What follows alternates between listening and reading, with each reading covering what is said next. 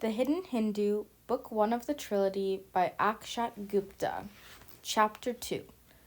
Inconclusive Inception. The door slid open and a lady walked in. She introduced herself to the team as Dr. Shahista. She was a prominent psychiatrist who had been awarded an applaud for her significant work in the field of hypnotism and received funding for her research. She was appointed by and for the government as and when needed. She had been called from Pune, Maharashtra, her hometown. She was in her mid-40s, 5.5 feet tall. Dr.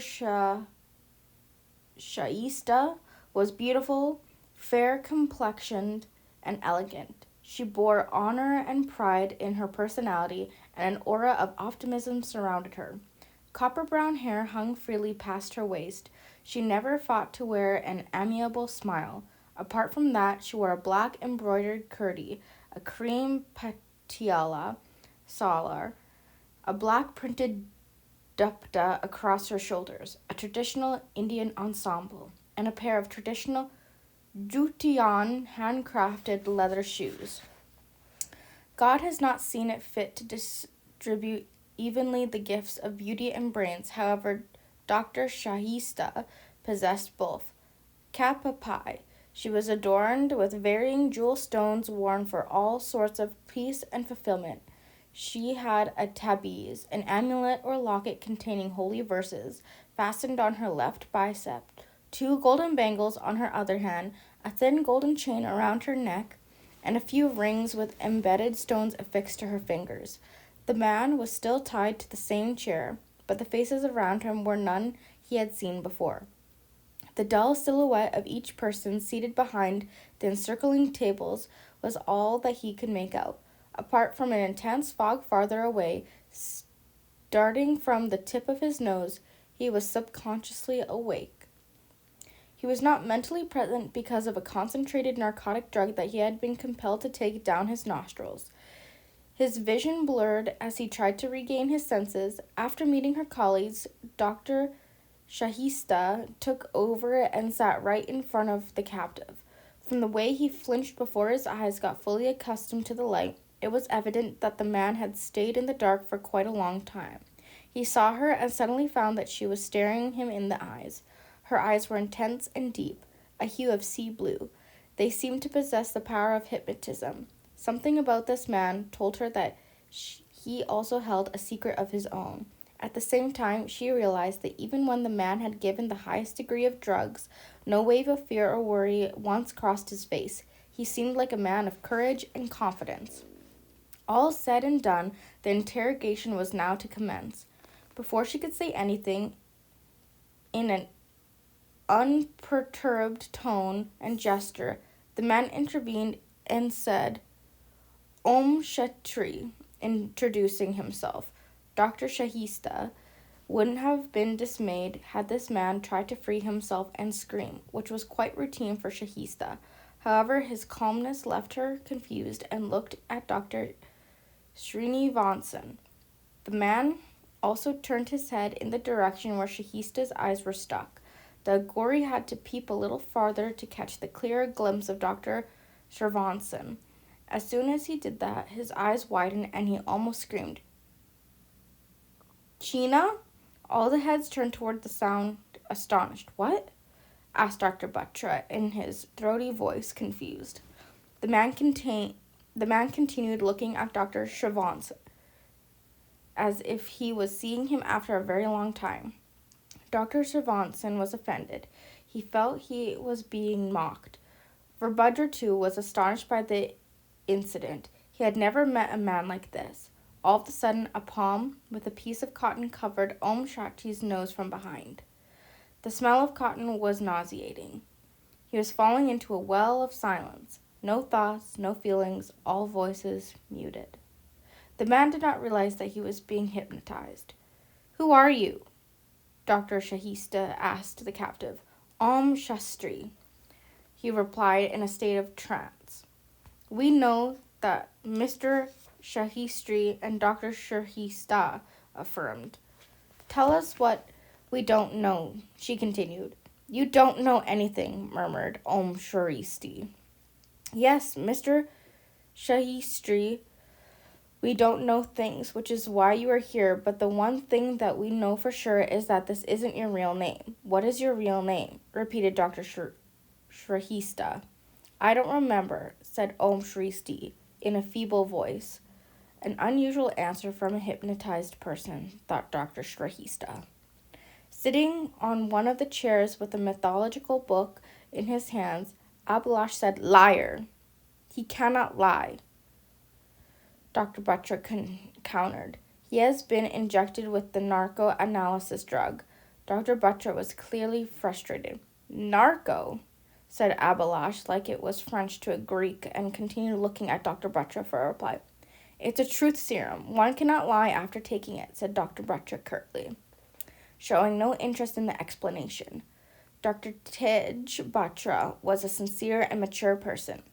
He was driven only by logic and intelligence, a bit quick-tempered. Dr. Batra was at times a little unpredictable. Rarely did situations lift his mood and make him happy. And above that, he is hypnotized, intruded by Dr. Shahista in firm agreement with Dr. Batra.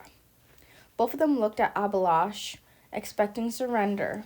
Abhilash shrugged and whispered, There are things beyond medical science, and continued reading his book.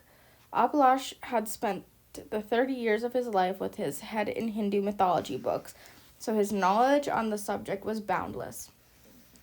Being a descent of the Brahmin family of Raj Purohitas, administrative priests, in a small town called Ambikapur, his family was treated like gods, driven by people's superstitious beliefs, honored with the highest forms of respect and prestige. He had a massive ego that reflected in his attitude. Criticizing others for their mistakes was in his blood. He was 5 feet and 8 inches tall, dark-complexioned with a plump physique. He was wearing an ill-fitting white kurta paired with blue jeans, unaware of his belly showing. Abhilash was a staunch believer in myths and superstitions, and his appearance proved it. He had put on various rings with various stones for various purposes. He never failed to give his advice on which stone to trust in a particular problem, even if he hadn't been asked for it. A Raksha Sutra, protective strand of cotton, was tied to his left wrist. His neck carried a Rudraksha, the seed of the plant believed to be a shield against bad luck and ill health, string. His forehead had a U-shaped sandalwood tilak traced on it, and he wore Kolpurkuri chapels, slippers, on his feet. He carried an old-fashioned jute bag on one of his shoulders, and it contained a few books in Hindu mantras, verses.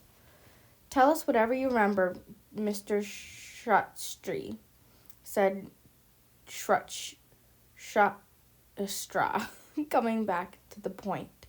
Shrutstri's face reflected a myriad of expressions, smiling, calm, tense, and afraid, rapidly changing as he spoke. I remember Banda Badur, Shrutri uttered with his eyes closed. Dr. Batra looked surprised by the name, as if he too knew Bandra Badur. Who is he? Abhilash demanded. My general, said Shrutstri. Is he also a part of your team? Yes. Where is he now? He is dead. How did he die? He was killed. Who killed him? Farak Siar did. Who else can you recall? Senya. Who Senya? Senya Dut, Senya Suri, or Senya Leela? Banshali, retorted Abhilash in a sarcastic tone. The girl who had questioned Abhilash about Agori gawked. LSD, Lisa Samuel DaCosta, a professional hacker. LSD was involved in frequent online forgery and bank account seizures. At the young age of 25, she had caught the attention of Indian Cyber Cell, but she wasn't in the least bothered about that. She had all the expertise without a degree. LSD was a beautiful girl, raw and unpolished in her mannerisms, smart and intelligent in her work. She had an off-handed outlook towards everything about her job. Could be Sanya Majorek, LSD chuckled. LSD played it fast and loose. Her tongue was seldom in her power. She had a face anyone could read instantly and know her random thoughts. LSD had come to this place from a small town, which was a significant impact on her language being accented from unimpressive. Accented but unimpressive. She had black, wavy hair. Her eyes were almond brown. She wore a floral white dress with lots of accessories and a bold black frame. With her bright high heels showing off her toned legs, she'd put on a couple of contrast bands and bracelets around her wrists, and an axe pendant hung around her neck. Sanjay, the son of Gavalgong, said Om Shastri. And how do you know him? Shahista asked.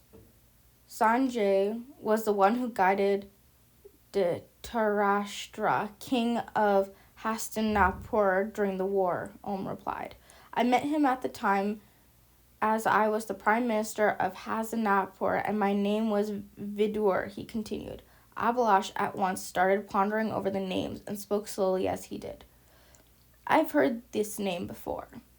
Anyways, Shahista wanted to proceed. You don't get it. He is claiming to be alive during the time of Mahabharata, Elish retorted. Do you want me to believe in all of this mythological nonsense? This isn't nonsense. Before Abhilash could complete his statements, Shahista threw another question on Om. What other names do you have, Mr. Shahistri? Sushin, Om Shahistri replied as a smile crossed his face. What did you do as him? Shahista emphasized. I worked as a Veda, a person who makes herbal medicines and cures the diseases of common people. Is that it, or did you use any other names? Shahista probed. I was also Vishnu Gupt once, he replied. Shahista rolled her eyes and yet another name and threw her arms in the air. What did you do as Vishnu Gupt? She asked with a bewildered expression. Om Shahistri started mumbling something that everyone found hard to comprehend.